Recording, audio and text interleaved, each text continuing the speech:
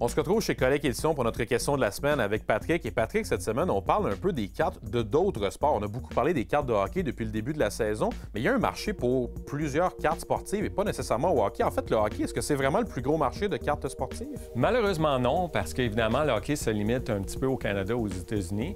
Donc, on retrouve plus des sports comme le soccer, le baseball, le football, le basketball, qui sont des sports où est-ce qu'on retrouve beaucoup de collectionneurs à travers le monde.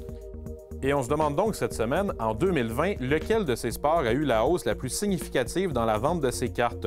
Est-ce A, le football, B, le basketball, C, la pétanque ou D, le soccer? La réponse après la pause.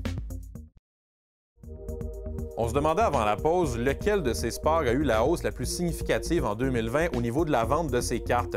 Et la réponse est D, soccer, et non pas la pétanque, Patrick. Ça, c'était... Malheureusement, non. C'était la fameuse pointe dans nos questions Oui. quiz. Il n'y a pas de carte de pétanque, par curiosité? J'en ai jamais vu. J'aimerais ça en voir, par contre. Mais si on revient au soccer un peu, c'est ce sport-là qui a eu vraiment la hausse la plus significative au niveau de ses ventes. Quand tu dis sport mondial, tu ne peux pas avoir plus mondial que le soccer. Je suppose que c'est ça qui a eu l'impact à ce niveau-là. C'est la raison, évidemment, parce que quel pays ne joue pas au soccer. Et évidemment, c'est sûr qu'il y a une forte popularité aussi pour les cartes, que ce soit surtout en Europe ou en Amérique du Nord, mais même en Amérique latine également.